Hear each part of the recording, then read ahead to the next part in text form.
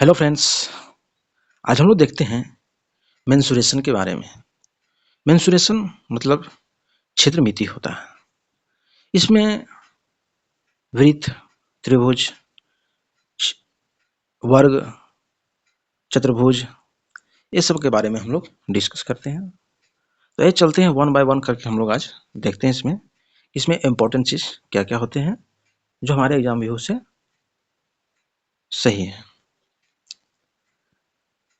तो सबसे पहले हम लोग देखते हैं एक बहुत इम्पोर्टेंट जो यह टॉपिक है, उसमें यह बेसिक चीज़ होता है कि इसमें लाइन क्या होता है, किरण क्या होता है, ये सब जो अक्सर हम लोग छोटी छोटी बातें को हम लोग समझ नहीं पाते हैं, उस चीज़ को हम लोग आज डिस्कस करेंगे।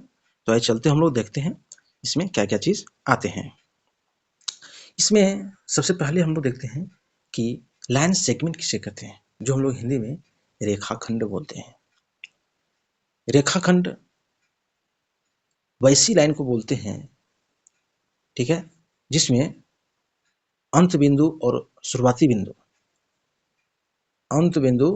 और शुरुआती बिंदु हमें पता हो, जैसे यह रेखाखंड। बस इतना ही हम लोग का है रेखाखंड, जिसे हम लोग लाइन सेगमेंट बोलते हैं। इसकी शुरुआती बिंदु और अंत बिंदु हमें पता हो, उसी को हम लोग रेखाखंड बोलते हैं। अगर किरण की बात किया जाए कि किरण जिसे हम लोग रे बोलते हैं, वो प्रारंभिक बिंदु हमें पता हो लेकिन अंत बिंदु हमें पता ना हो, उसे हम लोग किरण बोलते हैं। यहाँ पे देखें, प्रारंभिक बिंदु हमें पता है लेकिन अंत का बिंदु कहाँ जाएगा ये हमें पता नहीं, हम लोग किरण बोलेंगे। और लाइन जो होता है वो यहाँ पे देख रहे हैं कि जो प्रारंभिक बिंदु कहाँ तक जाएगा और अंत का बिंदु कहाँ तक जाएगा ये हमें पता ही नहीं, इसे हम लोग बोलते हैं रेखा, जिसे हम लोग लाइन बोलते हैं। एक होता है कवरेज लाइन, वक्र रेखा। वक्र रेखा टेढ़ी मेढ़ी होती है, ठीक है, क्या होती है, टेढ़ी मेढ़ी होती है। ये कहाँ तक जाएगा हमें पता नहीं होती है, ठीक है, इससे हम लोग कर्व रेखा, वक्र रेखा बोलते हैं। यहाँ तक हम लोग चार इंपॉर्टेंट बेसिक चीज़ देखें जो हम लोग अक्सर इसे नज़रअंदाज कर देते हैं, इसमें अंतर क्या होता है। तो यहाँ पे हम लोग भली भांति देख लिए कि इसमें अंतर कैसा कैसा होता है, कि लाइन सेगमेंट क्या होता है, रे क्या होता है, लाइन क्या होता है और कर्व लाइन क्या होता है। चारों चीज़ के बारे में हम लोग डिस्कस कर लिए। अब हम लोग चलते हैं आगे। जो पहला इंपॉर्टेंट टॉपिक होता है वो होता है सर्कल। सर्कल जिसे हम लोग वृत्त बोलते हैं। अक्सर वृत्त में हम लोग यह देखते हैं कि इसमें जीवा क्या कहाँ होता है, केंद्र कहाँ होता है, और रेडियस क्या होता है, व्यास क्या होता है, जीवा क्या होता है, ये सब के बारे में हम लोग डिस्कस करेंगे। वृत्त में यही चीज होता है। एक वृत्त होता है जिसमें, इसे हम जूम कर लिए, इसके तरीके से हम लोग देखते हैं कि इसमें एक वृत्त है जिसमें अगर यह केंद्र बिंदु है, यह केंद्र बिंदु है, यह हम लोग का केंद्र बिंदु है। केंद्र से अगर परिधि पे परिधि परिधि पे डाला गया लंब हमेशा रेडियस होता है। यह परिधि हम लोग का हो गया, ठीक है। परिधि पर लंब डाले गए, कहीं भी हम डालेंगे, यहाँ से यहाँ कहीं भी, तो हम लोग का रेडियस कहलाता है। लेकिन अगर अगर छोटा जो एक लाइन खींचते हैं बिना बिना रेडियस, बिना केंद्र से सटा हुआ, तो यह हम लोग का हो जाएगा कोड, जिसे हम लोग जीवा बोलते हैं। क्या बोलते हैं, जीवा। लेकिन यही अगर केंद्र से होकर गुजरे तो हम लोगों का हो जाएगा व्यास। क्या हो जाएगा, व्यास। ये भली बात ध्यान दीजिए कि अगर रेडियस का हम लोग दुगुना कर दें, रेडियस को हम लोग अगर दोगुना कर देंगे, ये रेडियस को हम लोग अगर दोगुना कर दें तो यह हो जाएगा व्यास। मतलब त्रिज्या का दोगुना क्या होता है, रेडियस का दोगुना दोगुना कर दें, दोगुना कर दें तो क्या हो जाएगा हम लोग का व्यास, डायमीटर, ठीक है। डायमीटर मतलब डायमीटर मतलब कितना, क्या होगा, रेडियस का दोगुना, ठीक है। और जीवा हो जाता है कोड, जिसको बोलते हैं वो बिना अगर केंद्र से टच किए हुए परिधि पे दो बार कटे, उसी को हम लोग एक कोड बोलते हैं, ठीक है। यहाँ तो वृत्त के बारे में हम लोग समझ चुके हैं, वृत्त में क्या क्या होता है। अब इसके बेसिक में बारे में और चीज़ हम लोग डिस्कस करते हैं। यहाँ पे एक वृत्त में अगर एक यह कोण खींचा जाए, अभी क्या बोले, बिना केंद्र से होकर अगर एक लाइन खींचा जाए, इसमें 2 बार कट हो परिधि पे, परिधि इसे हम लोग परिधि बोलते हैं, इसे परिधि बोलते हैं। तो यह एक अलग खंड बनता है और यह एक अलग खंड बनता है, ठीक है। तो इसे हम लोग बोलते हैं लघु वृत्तखंड, इसे बोलते हैं दीर्घ वृत्त, ठीक है, ठीक है। लघु वृत्तखंड और दीर्घ वृत्तखंड, तो इसी को हम लोग बोलते हैं वृत्तखंड, वृत्तखंड सेगमेंट, जिसे हम लोग बोलते हैं इंग्लिश में सेगमेंट, ठीक है। जो वृत्त को अलग अलग 2 भागों में बांटता है वृत्तखंड कहलाता है, ठीक है। हम लोग नेक्स्ट चलते हैं अगला। अगला हम लोग का है त्रिज्यखंड। क्या आता है? त्रिज्यखंड, जिसे हम लोग इंग्लिश में बोलते हैं सेक्टर, सेक्टर, सेक्टर, त्रिज्यखंड। त्रिज्यखंड में क्या होता है?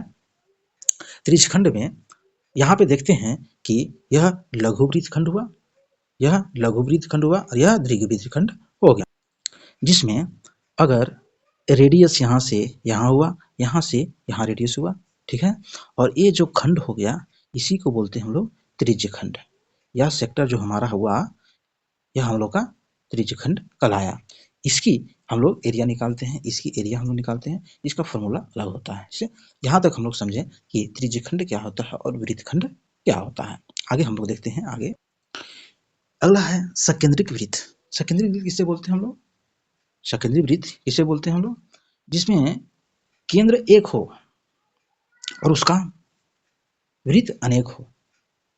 एक केंद्र हम लोग का है और इस वृत्त का केंद्र भी एक है, इस वृत्त का केंद्र भी एक है, इस वृत्त का केंद्र एक है, इस वृत्त का केंद्र एक है।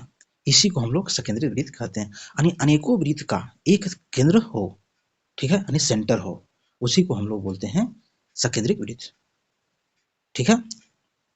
कंसेंट्रिक सर्किल इसी को हम लोग बोलते हैं इंग्लिश में। फिर हम लोग आगे देखते हैं नेक्स्ट। अब हम लोग बात करते हैं कि यहाँ तक पढ़े वृत्त के बारे में अनेक अनेक तरीकों से। अब वृत्त की अगर हम लोग क्षेत्रफल की बात किया जाए तो अगर इसमें रेडियस है, रेडियस आर है, तो इसका क्षेत्रफल हम लोग आ जाएगा पाई आर स्क्वायर। क्या होता है वृत्त का क्षेत्रफल? पाई आर स्क्वायर, ठीक है।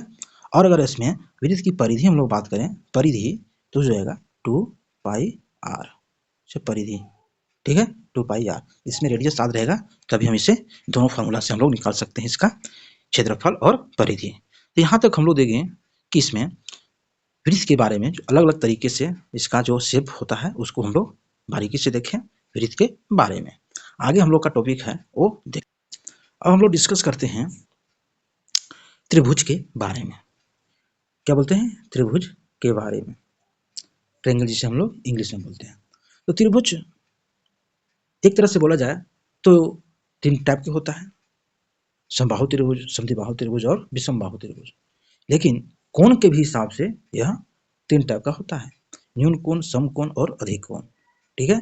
मतलब साइड के हिसाब से 3 त्रिभुज होता है, कोण के हिसाब से 3 त्रिभुज होता है, ठीक है। तो हम लोग बारीकी बारीकी से देखेंगे कि भुजा के हिसाब से कैसा कैसा होता है और कोण के हिसाब से कैसा कैसा होता है।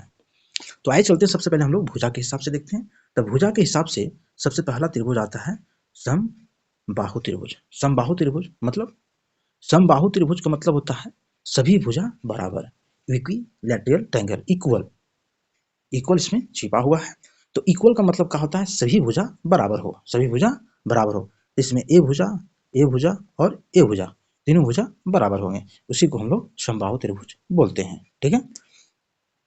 अब इसमें एंगलों की संख्या क्या होता है? त्रिभुज की 3 कोण का योग 180 डिग्री होता है। तो तीनों भुजा बराबर हो, तीनों भुजा, तो 60 हो जाएगा, सभी भुजा बराबर होगा 60 डिग्री का। लेकिन लेकिन अगर वहीं अगर समद्विबाहु त्रिभुज की बात किया जाए, समद्विबाहु त्रिभुज जिसमें 2 भुजा बराबर होते हैं, क्या होते हैं इसमें? 2 भुजा बराबर होते हैं और तीसरा भुजा अलग होता है। आप यहाँ भली भांति दे सकते हैं कि ए भुजा और ये भुजा बराबर है, लेकिन यह भुजा अलग है, ये भुजा अलग है, इससे हम लोग समद्विबाहु त्रिभुज बोलते हैं। आइसोसेलेस ट्रायंगल, क्या बोलते हैं? Isosceles triangle. इसमें डिफर कर सकता है, इसमें 2 भुजा बराबर है तो दो भुजा का दो कोण बराबर होंगे, मतलब इस कोण का ए साइड और इस कोण का ए साइड बराबर होगा, लेकिन इस कोण भुजा अलग है तो इसका भुजा का कोण यह अलग होगा। ठीक है, यहाँ तक हम भली भांति देखें कि समद्विबाहु त्रिभुज में दो भुजा बराबर और तीसरी भुजा अलग होती है। लेकिन अब तीसरा आते हैं विषमबाहु त्रिभुज। क्या? विषमबाहु त्रिभुज। विषमबाहु त्रिभुज में इसमें अलग कैटेगरी की चीज होती है कि तीनों भुजा ही बराबर होती है, अलग होती है। A B C, A B C तीनों भुजा अलग अलग होते हैं, जिसे हम लोग स्केलेन ट्रायंगल बोलते हैं, विषमबाहु त्रिभुज। इसमें तीनों भुजा अगर बराबर है तो तीनों कोण भी बराबर बराबर होंगे। ठीक है, तो यहाँ तक हम लोग तीन टाइप के भुजा का बराबर भुजा के आधार पर हम लोग त्रिभुज को देखें जो अलग अलग टाइप के होता है, इक्विलैटरल ट्रायंगल, आइसोसेलेस ट्रायंगल और स्केलेन ट्रायंगल। ठीक है, अब आते हैं हम लोग कोण के हिसाब से त्रिभुज। अब कोण के हिसाब से सबसे पहले हम लोग देखते हैं न्यून कोण। न्यून कोण जिसे हम लोग एक्यूट एंगल बोलते हैं, एक्यूट एंगल ट्रायंगल जिसे हम लोग न्यून कोण त्रिभुज बोलते हैं। न्यून कोण त्रिभुज का यह थ्योरी होता है कि एक कोण, हमें तीनों कोणों से मतलब नहीं है, हम सिर्फ एक कोण की बात कर रहे हैं कि एक कोण 90 डिग्री से कम हो। क्या हो? 90 डिग्री से कम हो, 90 माइनस एक्स। यह 88 भी हो सकता है, 89 भी हो सकता है, लेकिन 90 नहीं होगा। 89 70 89 तक हो सकता है, 1 डिग्री से लेकर 89 डिग्री तक हो सकता है।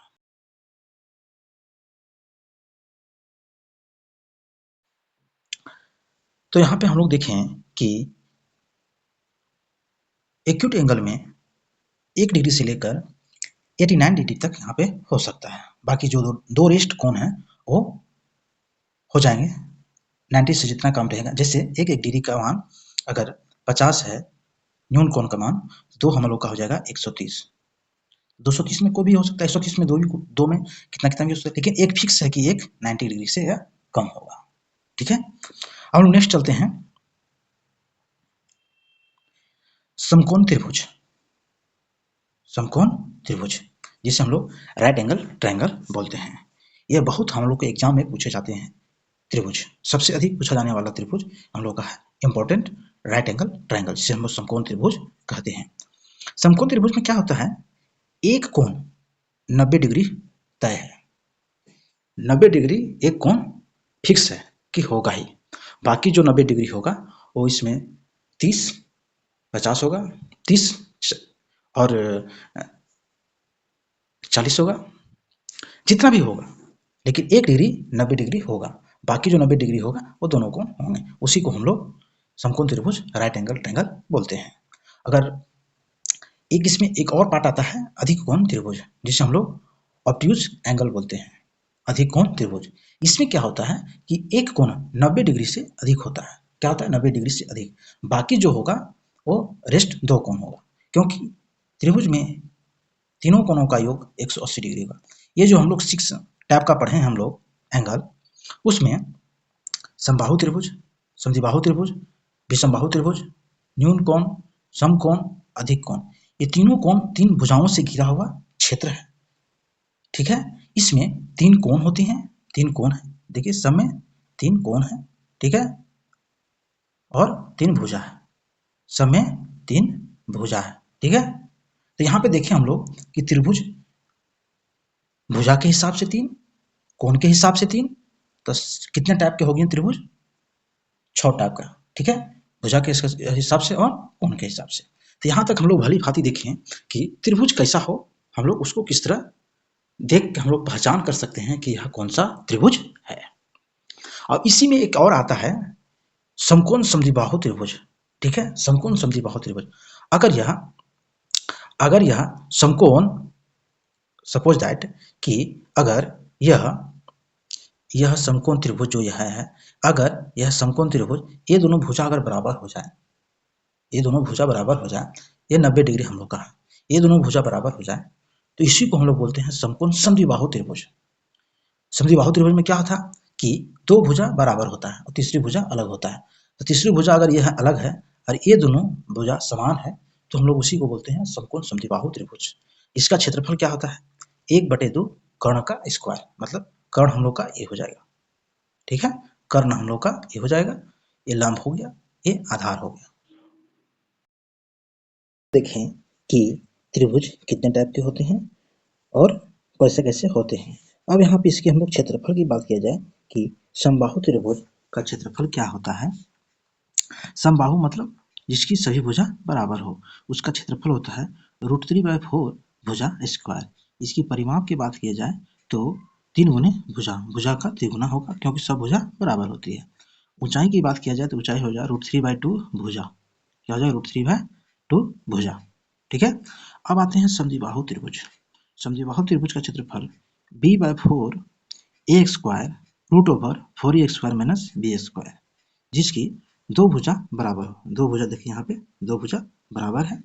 उसकी अगर बात किया जाए तो क्षेत्रफल का तो b/4 मतलब जो अगला जो भुजा रहता है बराबर के अलावा जो तीसरा भुजा बराबर रहता है अलग रहता है उसके 4th टाइम √2 4a² - b²।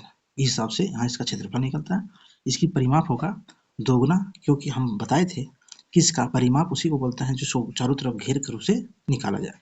तो घेर किया जाए तो 2a हो जाएगा और एक b हो जाएगा, 2a + b। और ऊंचाई की बात किया जाए तो √4a² - b²/2 इसकी ऊंचाई हो जाएगा। अगर विषमबाहु त्रिभुज की बात किया जाए जिसमें एक भी भुजा बराबर ना हो, उसका क्षेत्रफल s - a s - b s - c, ठीक है। जहाँ s होगा हम लोग का तीनों भुजा का योग बटे 2, ठीक है। इसका परिमाप हो जाएगा और उसका परिमाप हो जाएगा a + b + c। इसका परिमाप अगर विषमबाहु त्रिभुज का निकाला जाए। एक चीज यहाँ पे आप लोग देखे होंगे कि हुन्स रूल नहीं, हीरोज फार्मूला, हीरोज फार्मूला हम लोग पढ़े।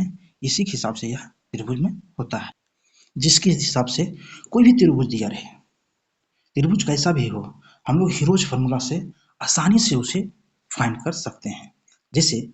जैसे यह त्रिभुज है, ठीक है। यह इसको 5 है, यह 2 है, यह 9 है, ठीक है। तो इसे हम लोग अगर निकालना है इसका क्षेत्रफल तो हम लोग हमेशा यह हीरोज फार्मूला का यूज करेंगे। तीन भुजा का कोई भी हमें पता ही नहीं चलता कौन क्या है क्या नहीं है, कितना डिग्री का हो, कैसे निकलेगा। तो सबसे पहले हम लोग तीनों का योग करेंगे, उसे 2 से डिवाइड करेंगे, ठीक है। और हम लोग का s निकल जाएगा, ठीक है, s निकलेगा। अब s के बाद हम लोग इस फार्मूला का यूज करेंगे, s s - c s - b s - c का रूट ओवर कर देंगे। यह फार्मूला आधार से हम लोग यह सभी त्रिभुज में यह एप्लीकेबल है कि हम इसे एरिया कैसे फाइंड करेंगे, ठीक है। यहाँ तक हम लोग समझ चुके हैं कि त्रिभुज क्या होता है, त्रिभुज के बारे में किस तरह का शेप रहेगा तो हम लोग त्रिभुज के बारे में आसानी से निकाल सकते हैं। अब चलते हैं हम लोग ने चतुर्भुज के बारे में। उससे पहले हम लोग देख लिए कि त्रिभुज की अगर बात किया जाए तो त्रिभुज 1 2 3 अगर भुजा रहे, अगर किसी एक त्रिभुज में अगर एक भुजा 1 मान रहे और दूसरा भुजा 2 सेंटीमीटर रहे, तीसरी 3 सेंटीमीटर, क्या यह त्रिभुज संभव है? बिल्कुल संभव नहीं है। तो इसका एक रूल होता है। रूल क्या होता है कि त्रिभुज को निर्माण करने के लिए, त्रिभुज बनाने के लिए सबसे बड़ी भुजा, इसमें सबसे बड़ी भुजा ये हो गया, बाकी दो भुजाओं का जो होता है सो छोटा होना चाहिए, बाकी दो भुजाओं के योग से छोटा होना चाहिए। मतलब अगर यह बड़ा 3 है तो ये दोनों का जो छोटा दोनों जो बचा 1 और ये 2 3 हो गया, इससे हमेशा छोटा होना चाहिए, तो ये तो बराबर हो गया। तो यह संभव हम लोग का त्रिभुज नहीं हुआ। एक दूसरे एग्जाम्पल के तौर पर हम लोग समझते हैं कि यह त्रिभुज हो सकता है कि नहीं। तो यहाँ पे एक देखते हैं, जैसे हम लोग ले लेते हैं 4 6 9, क्या त्रिभुज संभव है? 4 भुजा का एक भुजा, 6 सेंटीमीटर का एक भुजा, 9 सेंटीमीटर का एक भुजा, 4 सेंटीमीटर का एक भुजा, सेंटीमीटर जो भी हो, माने इतनी इसकी लेंथ है, इसकी जो त्रिभुज का 3 लेंथ होता है वो इतनी है। तो इसको हम किस तरह का, इसको क्या यह त्रिभुज संभव है? इतनी भुजा का हम लोग निकाल सकते हैं कि नहीं निकाल सकते? तो हम लोग एक तरीका बताएं कि क्या ये बड़ी भुजा कौन है? 9, ठीक है। छोटी भुजा कौन है? 4 और 6। तो 6 और 4 कितना हो गया 10। तो यह संभव है क्योंकि एक बड़ी भुजा दोनों छोटी भुजा के योग का यह हमेशा छोटा होना चाहिए, बराबर भी नहीं होनी चाहिए, छोटा होना चाहिए। तो यह संभव है, इसीलिए त्रिभुज अप्लीकेबल है इतनी वाली भुजा का। ठीक है, तो ये वाली बात याद रखें कि त्रिभुज बनाने के लिए हमेशा इन चीजों को ध्यान दिया जाता है। वीडियो अच्छा लग रहा हो तो लाइक, सब्सक्राइब और दोस्तों के साथ शेयर जरूर करें।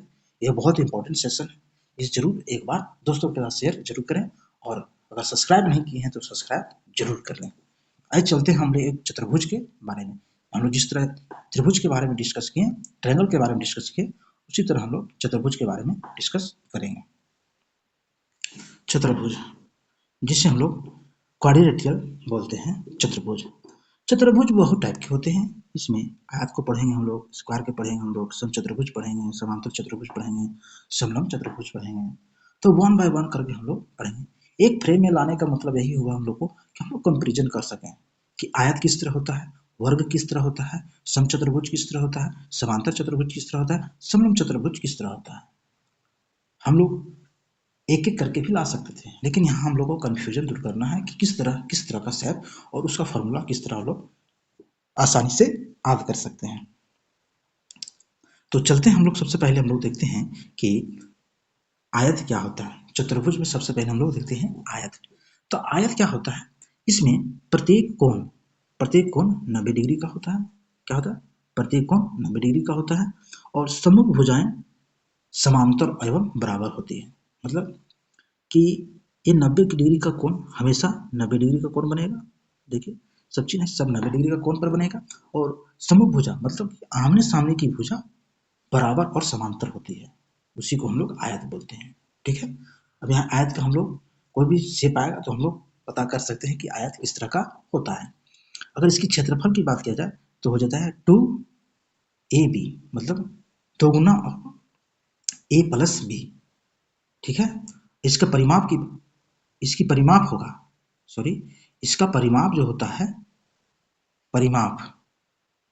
इसका जो परिमाप है, क्षेत्रफल जहाँ पे होगा, क्षेत्रफल यहाँ पे a गुना b होगा, और परिमाप हम लोग का है 2 गुना a प्लस b। मतलब परिमाप का मतलब क्या होता है, परिमाप एक बार बोल चुके हैं कि चारों तरफ से घेरा हुआ क्षेत्र, उसी को हम लोग बोलते हैं परिमाप। तो 2a है 2b है तो उसे घेर कर हो जाएगा परिमाप। अगर क्षेत्रफल की बात किया जाए तो a गुना b क्षेत्रफल हो जाएगा। और विकर्ण की बात किया जाए तो विकर्ण जो हम लोग का ऐसे हुआ, विकर्ण जो यहाँ पाइथागोरस प्रमेय लग जाएगा, समकोण त्रिभुज बन जाएगा। 90 डिग्री हो गया, अभी त्रिभुज हम लोग पढ़ चुका आए हैं, त्रिभुज 90 डिग्री हो गया, हमको एक भुजा निकालना है तो a इसका स्क्वायर का रूट ओवर निकल जाएगा, वो विकर्ण निकल जाएगा। ठीक है, तो यहाँ पे हम लोग देखें कि आयत क्या होता है। अब इसका बाद देखते हैं वर्ग, स्क्वायर आयत का ही रूप होता है। इसमें क्या होता है कि चारों भुजाएं बराबर एवं समांतर होती हैं। इसमें तीन आमने सामने की भुजा बराबर होती थी, यहाँ पे चारों भुजा समांतर एवं बराबर होती है। प्रत्येक कोण समकोण होती है, समकोण तो यहाँ बोले। अब इसकी क्षेत्रफल की बात किया जाए तो इसका a स्क्वायर, मतलब कोई भी एक भुजा का स्क्वायर। इसकी परिमाप की बात किया जाए तो चारों भुजा का योग 4a। इसकी विकर्ण की बात किया जाए, विकर्ण ए विकर्ण हो या ए विकर्ण हो तो a√2 भुजा का √2। ठीक है, स्क्वायर हो जाएगा। अब सम चतुर्भुज की बात किया जाए, सम चतुर्भुज की बात किया जाए तो जिसे हम लोग रोम्बस कहते हैं। रोम्बस सम चतुर्भुज जिसमें चारों भुजाएं समांतर एवं बराबर होती है। चारों भुजाएं समांतर होगी, जिस भुजा के ई जाएगा वही भुजा इसी तरह जाएगा, और बराबर होती है, बराबर होती है। ठीक है, लेकिन तिरछा होता है। वर्ग सीधा होता है और यह तिरछा होता है। विकर्ण एक दूसरे को लंब पर काटती है। ये विकर्ण है, विकर्ण ये लंब पर काटती है। कहाँ पे, लंब, यहाँ पे देखा हुआ है, साइन पे दिया गया है, वो लंब पे एक दूसरे को काटती है। अगर इसकी क्षेत्रफल की बात किया जाए तो क्षेत्रफल में 1/2 विकर्णों का गुणनफल, विकर्ण जो होता है d1 d2 हम लोग विकर्ण लिए हैं, इसका गुणनफल गुणे होता है। ठीक है, 1/2 विकर्णों का गुणनफल। ठीक है, इसकी परिमाप की बात किया जाए तो वही 4a। ठीक है, ऐसे दूसरा ऑप्शन अगर विकर्ण दिया रहेगा, इससे क्षेत्रफल परिमाप निकालना है तो d1 का स्क्वायर प्लस d2 का स्क्वायर का रूट ओवर गुने 2, इसका परिमाप निकल जाएगा। ठीक है, बहुत तरीके से हम लोग कर सकते हैं। अब हम लोग आते हैं नेक्स्ट समांतर चतुर्भुज, जिससे हम लोग पैरेललोग्राम बोलते हैं। पैरेललोग्राम समांतर चतुर्भुज जिसमें सम्मुख भुजाएं बराबर होती है। सम्मुख भुजा मतलब आमने सामने की भुजा बराबर होती है और विकर्ण एक दूसरे को समद्विभाजित करती है। विकर्ण जो होता है, ये विकर्ण जो है एक दूसरे को समद्विभाजित करती है, माने आधे आधे रूप में बांटती है। सम्मुख भुजाएं के दोनों युग्म समांतर होती है। ठीक है, सम्मुख भुजाएं माने ए भुजा ए भुजा, सम्मुख भुजा हो गया। सम्मुख भुजाएं के दोनों युग्म समांतर होते हैं, समांतर होती है। वर्ग में भी इसी तरह हुआ था, समचतुर्भुज में इसी तरह हुआ था। ठीक है, सम्मुख भुजाएं युग्म समांतर होती है। इसकी अगर क्षेत्रफल की बात किया जाए तो इसका क्षेत्रफल होता है भुजा गुने ऊंचाई। मतलब अगर हम लोग का हाइट अगर इस भुजा के लेवल से दिया गया, बी भुजा के द्वारा लंब किया गया हाइट अगर दिया रहे तो हम लोग भुजा ए लेंगे, ये भुजा लेंगे और ऊंचाई। ठीक है, और अगर लंब यहाँ पे ऐसे दिया रहेगा तो हम लोग बी भुजा लेंगे और इसकी हाइट। ठीक है, यानी भुजा के हिसाब से यहाँ पे इसका क्षेत्रफल निकालेंगे, किस तरह का यहाँ पे हाइट दिया गया है। हाइट अगर दिया रहेगा तो ठीक है। इसकी परिमाप की बात किया जाए तो 2 गुना ऑफ ए प्लस बी, चारों तरफ का क्षेत्रफल। अब हम लोग देखते हैं नेक्स्ट समलंब चतुर्भुज। समलंब चतुर्भुज इससे हम लोग ट्रेपेजियम बोलते हैं। ट्रेपेजियम इसका जो क्षेत्रफल होता है, समलंब चतुर्भुज का जो शेप होता है वो बहुत डिफरेंट भी हो सकता है। यह ऐसे हो सकता है, ऐसे ऐसे ऐसे, लेकिन ट्रेपेजियम में इसकी हाइट बहुत मायने रखती है कि इसकी हाइट क्या होती है। ठीक है, तो ट्रेपेजियम का मेनली जो शेप होता है वो इसी टाइप में होता है। इसमें हाइट बहुत मायने रखता है और आमने सामने की भुजा अलग अलग होती है। ठीक है, तो यहाँ पे देखेंगे इसके अगर क्षेत्रफल की बात किया जाए तो 1/2 समांतर भुजाओं का योग। समांतर भुजा मतलब भुजा या समांतर है लेकिन बराबर नहीं है, तो समांतर मतलब ए हो गया, बी हो गया, तो दोनों का योग ए प्लस बी। और समांतर भुजा की दूरी, समांतर भुजा की दूरी, इस समांतर भुजा इसकी दूरी हाइट, हाइट यानी 1/2 ए प्लस बी इंटू एच, इसकी हाइट। समलंब चतुर्भुज का हम लोग तरीका देख लिए। यहाँ पे चतुर्भुज हम लोग देखें कि चतुर्भुज में किस टाइप का शेप होता है, आयत, स्क्वायर, रोम्बस, पैरेललोग्राम, ट्रापेजियम। ठीक है, तो हम लोग नेक्स्ट देखते हैं इसी तरह चतुर्भुज देखें, ट्रायंगल देखें, सर्कल देखें। अब हम लोग नेक्स्ट टॉपिक देखते हैं क्या आता है। अब यहाँ पे हम लोग घन देखेंगे, घन देखेंगे, घनाभ देखेंगे, बेलन देखेंगे, शंकु देखेंगे, छिन्नक देखेंगे, समचतुर्भुज देखेंगे, प्रिज्म देखेंगे, पिरामिड देखेंगे, गोला देखेंगे, अर्धगोला देखेंगे। इसके बारे में हम लोग एक एक करके हम लोग फॉर्मूला बेस्ड क्वेश्चन आता है हम लोग को एग्जाम में, उसको भली भांति से अगर समझ लिए एक बार तो आसानी से हम लोग आगे क्वेश्चन बना सकते हैं। भाई चलते हम लोग 1 बाय 1 करके हम लोग देखेंगे। हम लोग सबसे पहले हम लोग घन की बात करते हैं, क्यूब, जिसे हम लोग क्यूब बोलते हैं। क्यूब में सभी भुजा बराबर होती हैं, आधार, ऊंचाई, चौड़ाई सब इसमें बराबर होती है। इसमें घन की आयतन की बात किया जाए तो इसमें भुजा का स्क्वायर, भुजा का क्यूब होता है, क्योंकि सभी भुजा तो बराबर होती है। इसका क्यूब कर देंगे तो हम आसानी से इसे आयतन निकाल सकते हैं। इसका अगर टीएसए, टीएसए मतलब total surface area, total surface area. ठीक है, मतलब कि चारों तरफ से हम इसे घेर कर अगर इसे निकाला जाए, क्षेत्र इसका पूरा निकाला जाए तो इसका 6a स्क्वायर। ठीक है, ये स्क्वायर मतलब ये मतलब कोई भुजा सब बराबर है तो एक भुजा कोई ले लें तो उससे हम निकाल सकते हैं टीएसए। अगर इसमें सबसे बड़ा विकर्ण निकालना हो, विकर्ण सबसे बड़ा विकर्ण अगर हम लोग को निकालना हो यहाँ से लेकर यहाँ तक, तो उसे क्या निकालेंगे, √3/4, √3 भुजा। ठीक है, इससे सबसे बड़ा विकर्ण, ये बहुत इंपॉर्टेंट बन जाता है क्वेश्चन कि किसी घन का विकर्ण निकालना हो, सबसे बड़ा विकर्ण, तो उसे किस तरह निकालेंगे, तो √3 गुने भुजा। ठीक है, आसानी से हम लोग निकाल देंगे। आइए चलते हैं हम लोग घन के बाद हम लोग घनाभ पे।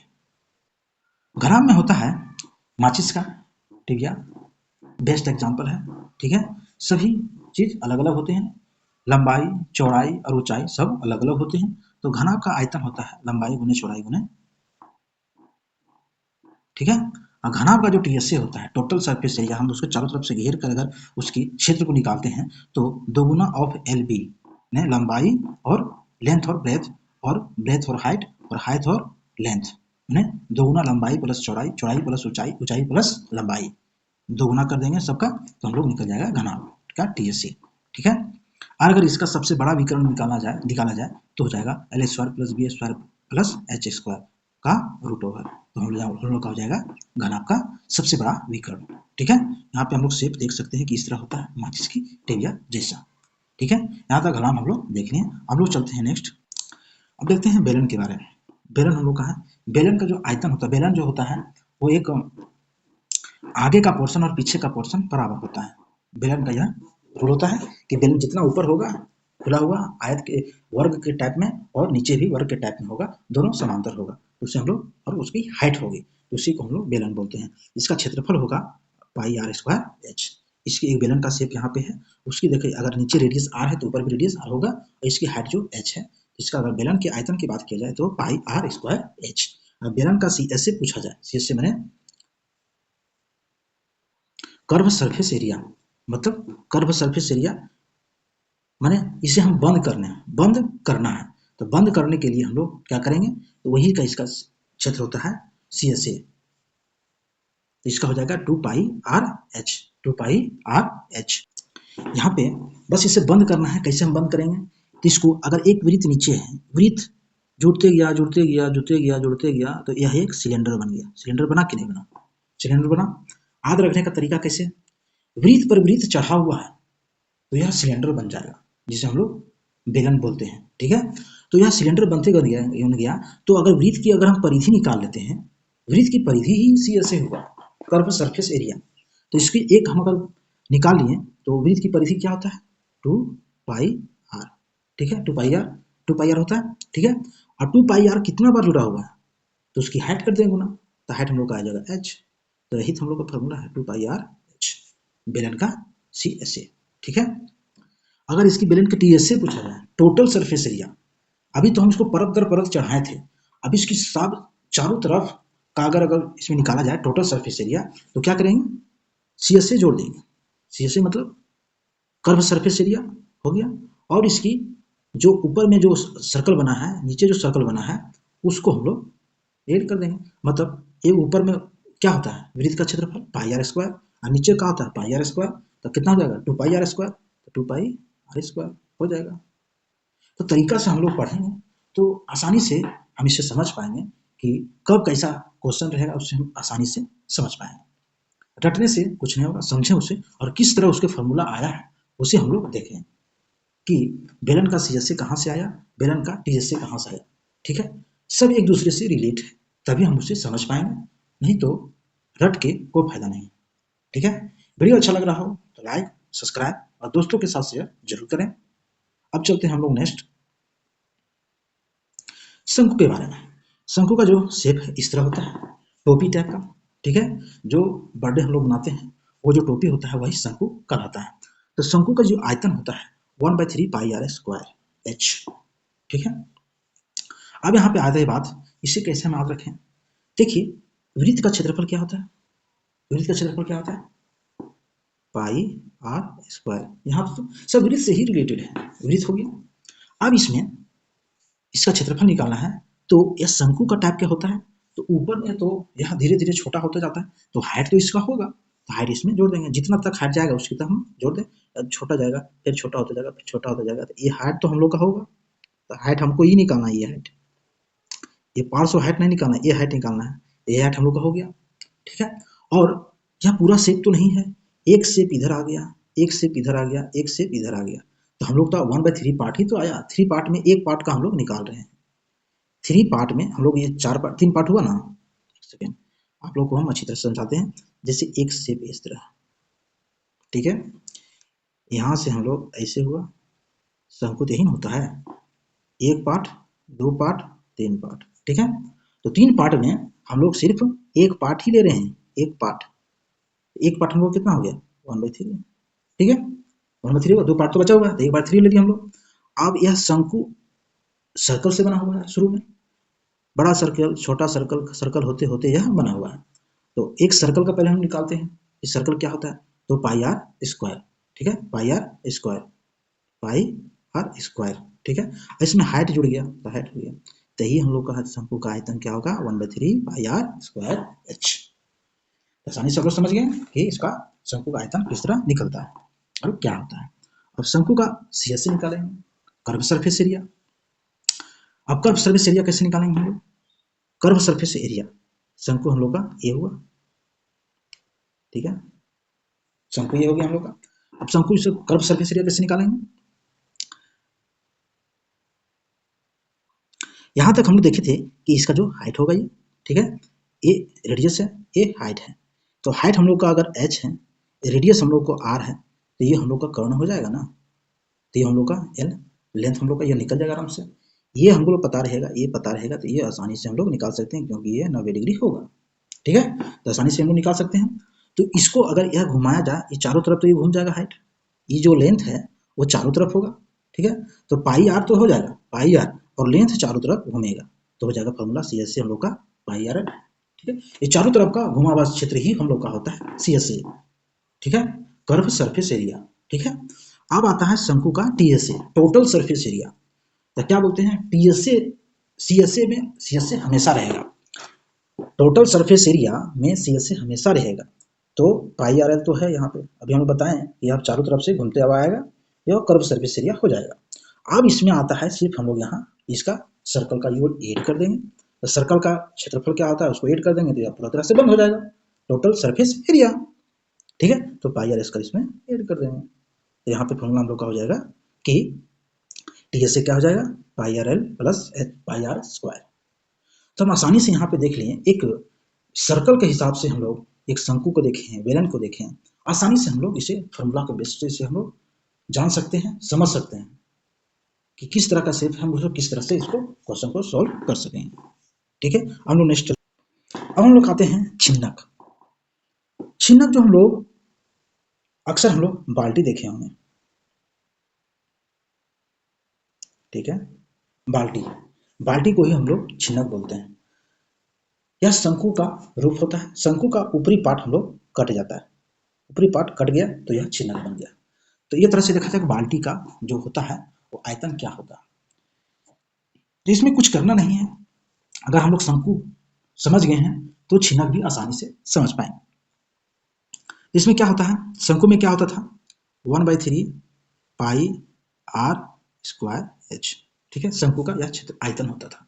लेकिन छिन्नक का आयतन क्या होगा, 1/3 पाई एच, इतना तो सेम होगा, लेकिन आर में डिफरेंस होगा, क्योंकि यहाँ पे एक सर्कल का रूप लिया हुआ है, नीचे तो सर्कल है ही, ऊपर में वृत्त का रूप एक लिया हुआ है, इसका जो एक रेडियस होगा, इसका जो रेडियस होगा वो डिफरेंट होगा, इसीलिए यहाँ पे रेडियस सिर्फ वेरिएट करेगा, बाकी जितना शंकु का रहेगा उसी तरह छिन्नक का होगा, ठीक है। तो यहाँ भली बात है, आप समझे, रेडियस में सिर्फ चेंज होगा, बाकी सब में उसी तरह रहेगा शंकु के हिसाब से। तो यहाँ देखें 1/3 पाई आर पाई एच, अब आर की जगह आएगा आर स्क्वायर और आर एच, छोटा और बड़ा आर।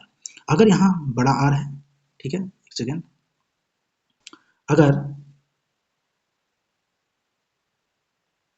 फिगर में एक बार और बना लेता हूँ, अगर यहाँ स्मॉल आर है, यहाँ कैपिटल आर है, ठीक है, तो अगर यहाँ स्मॉल आर और कैपिटल आर के यहाँ पे देखें 1/3 पाई और आर की जगह हो जाएगा आर स्क्वायर, स्मॉल आर और आर इंटू छोटा आर, बड़ा आर इंटू छोटा आर, ठीक है। यहाँ पे देखिए 1/3 पाई आर स्क्वायर प्लस आर, ठीक है। अब यहाँ पे इस तरह कैसे आया, तो यहाँ पे हम लोग देखेंगे कि हम लोग का क्या आता था 1/3 पाई आर स्क्वायर एच, तो आर की जगह यहाँ पे है एक आर छोटा एक आर बड़ा, तो इसका स्क्वायर हो जाएगा। तो स्क्वायर ए प्लस बी के होल से हम लोग इसको नहीं करेंगे, इसका करेंगे हम लोग,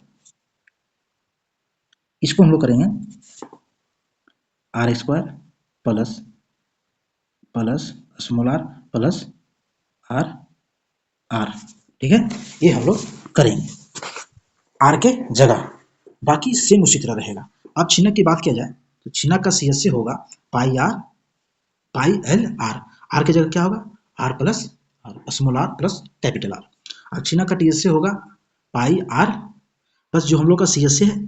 टीएसए तभी निकलेगा जब सीएसए हमें पता रहेगा, ठीक है। तो सीएसए का हम लोग उसी तरह हम लोग लिखेंगे। बाकी जो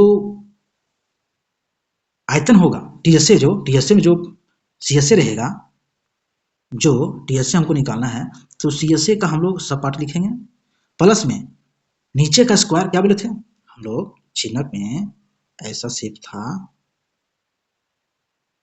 था, तो इसके बाद क्या बोले थे कि इनसे ढकना है, तो नीचे से भी ढकेंगे और ऊपर से भी ढकेंगे, नीचे से भी ढकेंगे ऊपर से भी ढकेंगे। ढकना हमें पूरा टोटल सरफेस एरिया पूरा ढकना है। ढकने के लिए हम क्या करेंगे, नीचे का क्षेत्रफल प्लस ऊपर का क्षेत्रफल। देखो नीचे का क्षेत्रफल और ऊपर का क्षेत्रफल हो जाएगा हम लोग का टीएसए। बस इस टोपी है, शंकु का कॉपी है, जिस तरह शंकु रहता है उसी तरह छिन्नक है, ठीक है। आई होप आप लोग को समझ में आ गया होगा। हम लोग नेक्स्ट चलते हैं अब समचतुर्भुज के बारे में।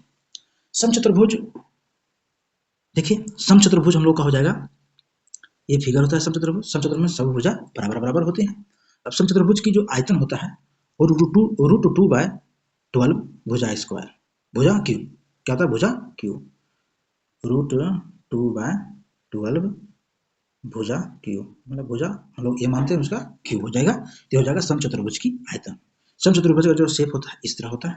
अब समचतुर्भुज का जो सीएसए होगा, सीएसए किस तरह निकालेंगे, सीएसए होगा 3√3/4 भुजा स्क्वायर, क्या हो जाएगा, भुजा स्क्वायर क्या हो जाएगा, सीएसए।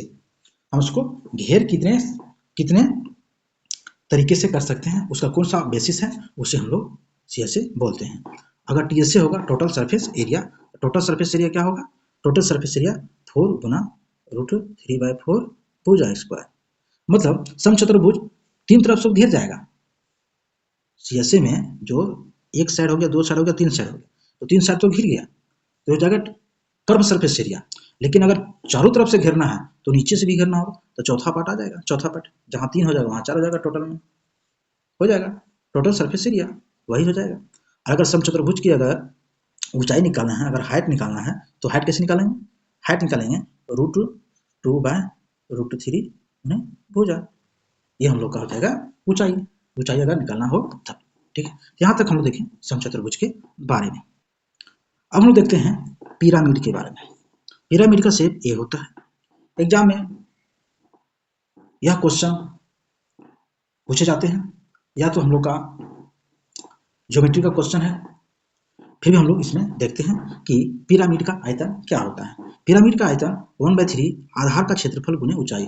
जो इसका आधार का जो क्षेत्रफल होता है, इसमें जरूरी नहीं है कि आधार एक तरह हो, ठीक है। और यह एक सेकेंड, यह सब एक बिंदु पर मिलता है, इसी को हम लोग पिरामिड बोलते हैं। पिरामिड तो जो आधार होता है, जो ये आधार हुआ, आधार ये हम लोग का आधार, ये इक्विलैटरल ट्रायंगल समबाहु त्रिभुज भी हो सकता है, विषमबाहु त्रिभुज भी हो सकता है, वर्ग भी हो सकता है, मतलब शेप कोई भी चीज का हो सकता है। आधार जो इसका होता है वो कोई भी शेप का हो सकता है, डजंट मैटर। और क्वेश्चन पे डिपेंड करता है कि क्वेश्चन किस तरह पूछ रहा है। तो यहाँ पे यही लिखा हुआ है कि उसकी जो आयतन अगर निकालना है पिरामिड का, तो उसके आयतन उसको 1/3 उसका आधार का क्षेत्रफल गुने ऊंचाई, तो उससे आयतन हम लोग आसानी से निकाल पाएंगे। अगर पिरामिड का जो सीएसए पूछे तो हम लोग तो शेप पता रहेगा, तो वह आयतन वर्ग है, स्क्वायर है, या तो समचतुर्भुज है, या पंचभुज है, कोई भी शेप है उसका तो हम लोग को पता रहेगा। आधार जो हम लोग पता रहेगा, आधार हम लोग निकालेंगे तो उससे हमें पता चल जाएगा। तो उसी को हम लोग अगर परिमाप निकालेंगे, सीएसए निकालना है, तो उसको सबसे पहले क्या करेंगे हम लोग, उसका परिमाप सीएसए निकालने के लिए हम लोग 1/2 आधार का परिमाप निकालेंगे। इसका क्षेत्रफल इसका आयतन निकालने के लिए इसका क्षेत्रफल निकालते हैं, ठीक है। और अगर सीएसए निकालने के लिए इसमें परिमाप निकालते हैं। लेकिन बेस हमें पता रहेगा तब ना, बेस इसमें अगर यह त्रिभुज है, चतुर्भुज है, पंचभुज है, जो भी है, इसका हम लोग आधार पहले आइडेंटिफाई करेंगे, ठीक है। तो इसमें हो जाएगा आधार का परिमाप हो गया, और इसमें तिर्यक ऊंचाई, इसमें तिर्यक ऊंचाई होगा, तो तिर्यक ऊंचाई इसमें निकालेंगे। आयतन में होता है ऊंचाई, लेकिन सीएसए में क्या हो जाएगा, तिर्यक ऊंचाई, ठीक है। आप इसमें पिरामिड में टोटल सरफेस एरिया क्या होगा, टोटल सरफेस हो गया आधार का क्षेत्रफल, टोटल सरफेस एरिया, सब क्षेत्र अगर बंद कर दिया जाए तो क्या होगा, आधार का जो क्षेत्रफल होगा उसका और सी एस ए, ठीक है। यहाँ तक हम लोग समझे पिरामिड के बारे में। अब लोग नेक्स्ट चलते हैं, गोला, जिसे हम लोग गेंद बोलते हैं, ठीक है। गेंद, गोला का आयतन क्या होता है, 4/3 पाई आर क्यूब, ठीक है। ये जो हम लोग का है गोला, गोला में तो रेडियस होगा, रेडियस से निकल जाएगा तो इससे हम आयतन आराम से निकाल सकते हैं। इसका टीएसए होता है 4 pi r square, 4 pi x square, ऊपर का ले लेंगे और इसमें स्क्वायर कर देंगे, क्यों नहीं स्क्वायर होता है, ठीक है। इससे हो जाएगा 4 पाई आर स्क्वायर। अब आते हैं इसका अर्ध गोला के बारे में। अर्धगोला, गोला का आधा रूप होता है, गोला पूरा हो गया, अर्धगोला हो गया इतना, ठीक है। ये सब पार्ट हम लोग का हो गया अर्धगोला, ठीक है। तो अर्धगोले का जो आयतन होता है 2/3 pi r cube, pi r cube, ठीक है। अब अर्धगोले का सी एस से कितना होगा, इसका आयतन हो गया हम लोग का 2/3 पाई आर क्यूब, ठीक है, आयतन। लेकिन अर्धगोले का टी एस ए हो गया, सी एस से कितना हो जाएगा, ये फेस लेंगे और पाई आर स्क्वायर कर देंगे, और अगर टोटल सरफेस एरिया करना है तो ये पार्ट लेंगे और पाई आर स्क्वायर कर देंगे, ठीक है। टीएसए सीएसए में छोटा वाला लेना है और टोटल वाला में 2/3 पाई आर स्क्वायर कर देंगे, ठीक है। आई होप आप लोग को समझ में आया होगा। यहाँ तक हम लोग देखें क्षेत्रमिति के बारे में, इसमें कुछ बहुत इंपॉर्टेंट क्वेश्चन हुए, हम लोग बेसिक तरीके से देखें त्रिभुज के बारे में, चतुर्भुज के बारे में, ठीक है। चतुर्भुज के बारे में, सब चीज के बारे में हम लोग डिस्कस देखें। सेशन अच्छा लगा हो तो लाइक और सब्सक्राइब जरूर करें और दोस्तों के साथ शेयर जरूर करें। एक बार नहीं, 2 बार 3 बार जिससे वीडियो जरूर देखें, जिससे आसानी से हम आसान तरीके से हम लोग समझ पाएं कि त्रिभुज कितने टाइप के होते हैं और कौन कौन से होते हैं और किस तरह से हम इसे फॉर्मूला बेस्ड इसे क्वेश्चन बना सकते हैं। मेंसुरेशन के लिए बहुत इंपॉर्टेंट बनना जाता है। आई होप आप लोग को समझ में आ गया होगा। तो अब चलते हैं हम लोग एक नई वीडियो के साथ, फिर मिलेंगे, तब तक धन्यवाद।